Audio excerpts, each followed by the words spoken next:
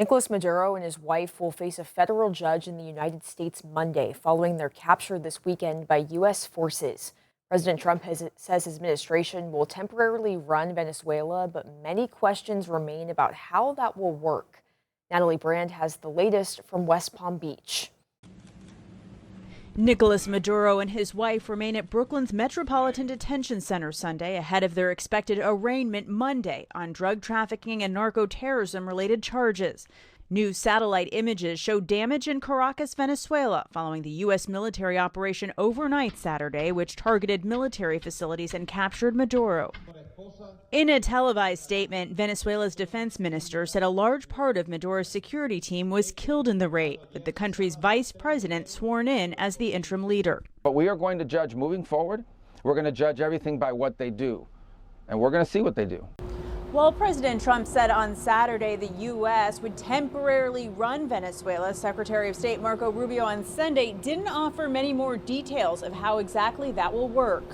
So just to be clear, there is no plan for U.S. occupation of this country of nearly 30 million people. Well, I think, first of all, the president always retains optionality on anything and on all of these matters. He certainly has the ability and the right under the Constitution of the United States to act against imminent and urgent threats against the country. The administration also says it will be focused on rebuilding oil infrastructure in Venezuela. Democrats accuse the administration of prioritizing that over stability and keeping lawmakers in the dark. Let's let my Republican colleagues enjoy their day of euphoria, but they're going to wake up tomorrow morning knowing, my God, there is no plan here any more than there was in Afghanistan, Iraq, or in Libya.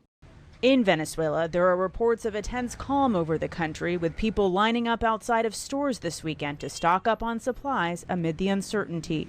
Natalie Brand, CBS News, West Palm Beach. Today, members of the River Valley Seeds of Solidarity gathered in Fort Smith, taking to the streets to call for an end to U.S. military interventions abroad. 5 News reporter Laura Castleman was there and spoke with protesters about their reasoning behind the demonstration. Today, Fort Smith citizens gathered to share the concerns with the U.S. involvement with Venezuela and calling for a different approach. Protesters gathered in a high-traffic area of the River Valley to draw attention to U.S. actions in countries like Venezuela. Members of River Valley Seeds of Solidarity claims these interventions hurt ordinary people while benefiting corporations. They also criticize the government for spreading what they call misleading narratives to gain support for these actions. Members say they demonstrated today to show their support. Bring to the people's attention of this country that while we do benefit just slightly with the U.S. aggression against other countries, at the end of the day, it only causes harm for the majority while a minority benefits from it.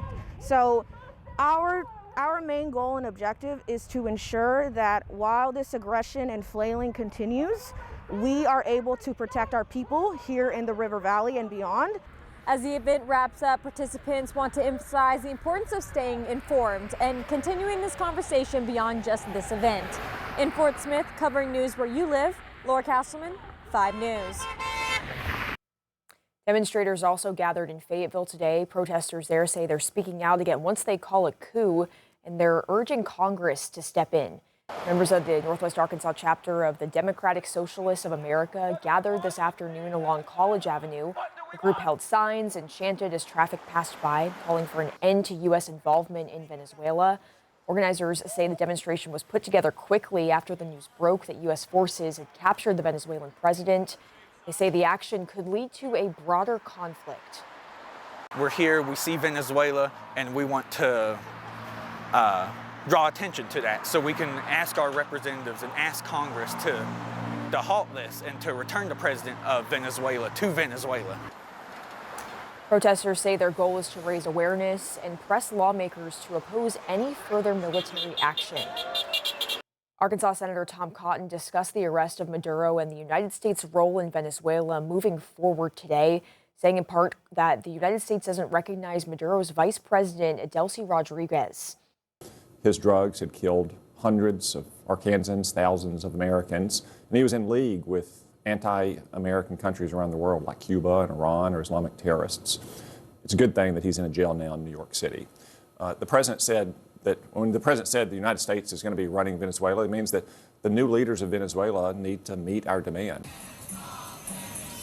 Senator Cotton also expressed wishes for a future Venezuelan government that will be pro-American and will contribute to, quote, stability, order, and prosperity, not only in Venezuela, but in our own backyard. A few dozen protesters gathered Sunday outside the Brooklyn jail where Maduro is being held.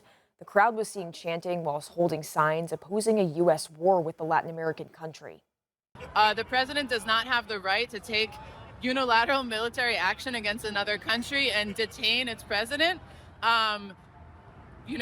because it wants to. To take military action against another country, you need approval from Congress, and we did not see that happen. So we're out here to say this is illegal, that we're against what the Trump administration is trying to do, and that we don't want another war. And in Spain earlier today, this video on your screen shows hundreds of Spaniards protesting in Madrid, with many against the arrest of Maduro and the involvement of the United States. Trump hasn't hidden at any moment that he does it for control of the oil in the territory, and that cannot be allowed in states that have their own sovereignty. According to the United Nations Charter, they cannot be attacked unilaterally.